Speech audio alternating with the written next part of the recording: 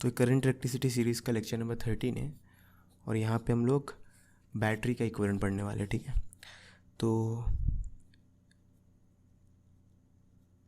Equivalent of cells connected in series. ठीक है,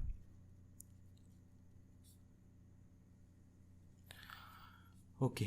तो यहाँ पे आपके पास मान लो एक एग्जांपल लेते हैं हम लोग। दो बैटरीज है, EMF E1 है और इंटरनल रेजिस्टेंस R1 है पहले बैटरी का, और एक दूसरा बैटरी जिसका EMF E2 है और इंटरनल रेजिस्टेंस R2 है। ठीक है, ओके।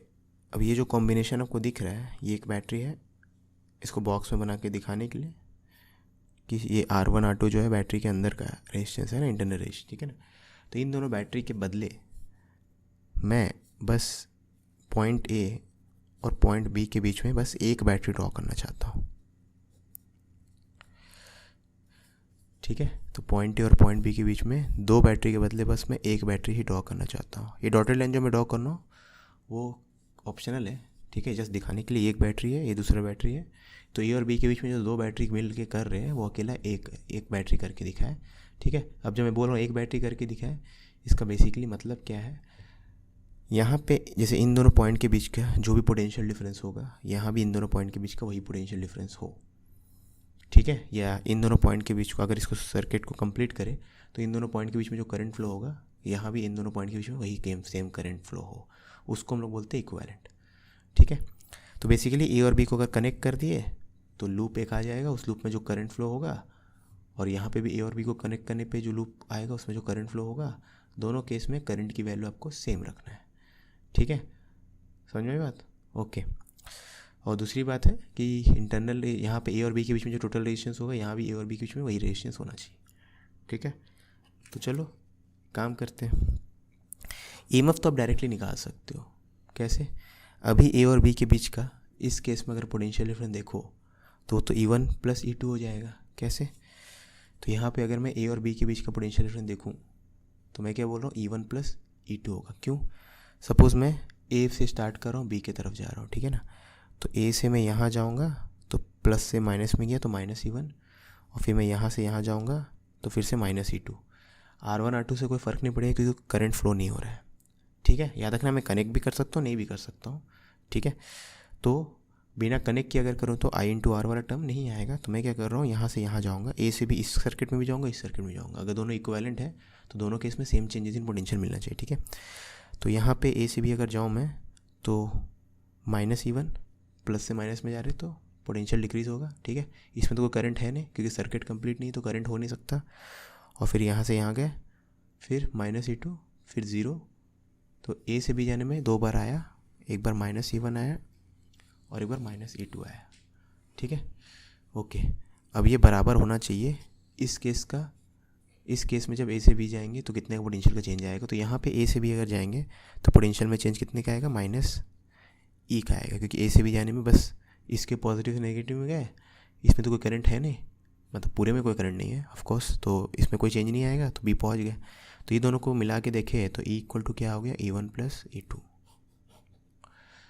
तो इक्विवेलेंट EMF तो इतना आ गया।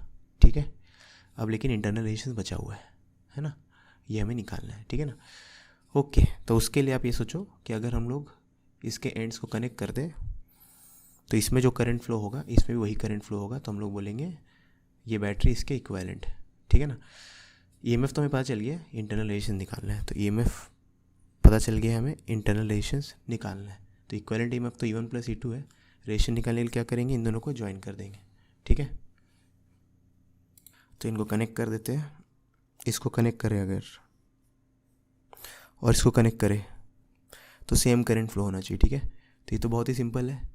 यहाँ पता है कितना करंट फ्लो होगा, यहाँ तो इस तरफ फ्लो हो रहा होगा, है ना, तो यहाँ भी इस तरफ ही फ्लो होना चाहिए। ठीक है, अगर कोई नहीं रियलाइज़ कर पा रहा कोई स्टूडेंट कि किस इस तरफ क्यों हो रहा है, तो आप ऊपर मानना है, यहाँ पे ऊपर आई मानो तो यहाँ भी ऊपर आई मान लेना है ना। अब यहाँ पे लूप लगा दो, तो सपोज इस पॉइंट से स्टार्ट कर रहे हैं, ऐसे जा रहे, तो यहाँ तो रेजिस्टेंस यहाँ से यहाँ तक में तो कोई चेंज नहीं आएगा। ठीक है, इसमें रेजिस्टेंस क्रॉस करेंगे तो -IR, क्योंकि करंट के डायरेक्शन में जब रेजिस्टेंस क्रॉस करते हैं, करंट याद रखना रेजिस्टेंस में इस तरफ फ्लो हो रहा होगा और मैं इसको इस तरफ ही क्रॉस कर रहा हूँ तो माइनस आई आर हो जाएगा, करंट के डायरेक्शन में रेजिस्टेंस को क्रॉस करेंगे तो पोटेंशियल डिक्रीज होगा, यहाँ प्लस ही इक्वल टू ज़ीरो, ठीक है। और यहाँ पे वही चीज़ करेंगे फिर से, जरूरी नहीं कि आपको उसी सेंस में चलना है जिसमें यहाँ चले, आप उल्टा भी चल सकते हो, ऐसा कुछ नहीं है, ठीक है। तो मैं उल्टा चल के दिखाता हूँ, यहाँ से यहाँ गए, यहाँ जाएंगे तो माइनस E1, और फिर करंट याद रखना इस तरफ फ्लो हो रहा होगा, तो मैं करंट के अपोजिट रेजिस्टेंस को क्रॉस कर रहा हूँ, करंट इधर जा रहा है, मैं इधर से इधर रेजिस्टेंस को क्रॉस कर रहा हूँ, ठीक है। इधर से इधर करूँगा तो माइनस प्लस IR1, क्योंकि करंट तो हायर से लोअर फ्लो हो रहा है, मैं लोअर से हायर जा रहा हूँ तो पोटेंशियल इंक्रीज़ हो रहा है, ठीक है। फिर यहाँ से यहाँ जाऊँगा तो डिक्रीज़, और फिर यहाँ से यहाँ जाऊँगा तो इंक्रीज़, क्योंकि इसमें भी करंट ऐसा है। और एक बार मैं यहाँ पहुँच गया हूँ, इसके बाद तो कोई चेंज नहीं, कोई चेंज नहीं, कोई चेंज नहीं, यहाँ तक कोई चेंज नहीं, ठीक है। तो वापस लूप कंप्लीट हो गया तो ज़ीरो, है ना। ओके, अब E की वैल्यू तो E1 प्लस E2 है, तो यहाँ से I की वैल्यू आपको मिलेगी E1 plus E2 divided by R, ठीक है। I की वैल्यू क्या हो जाएगी E बाय R, और E की वैल्यू E1 प्लस E2, तो वही यहाँ पे भी E1 I R1 plus R2 is equal to E1 plus E2, तो I की वैल्यू मिलेगी यहाँ पे E1 plus E2 divided by R1 plus R2। अब ये दोनों एक दूसरे के इक्विवेलेंट तभी कहलाएंगे जब करंट भी सेम हो, है ना, मतलब हर सेंस में सेम हो, इन दोनों पॉइंट के बीच का पोटेंशियल डिफरेंस भी सेम हो, करंट भी सेम हो, ठीक है।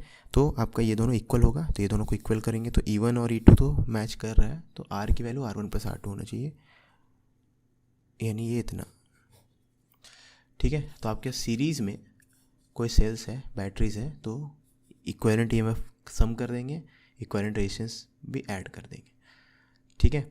और भी कितने भी बैटरीज मतलब सेल्स के लिए ट्रू है ना, जरूरी नहीं कि दो लो, आप दो से ज़्यादा भी यहाँ पे ले सकते हो। तो मैं एक एग्जांपल दिखा देता हूँ बस आपको, ठीक है।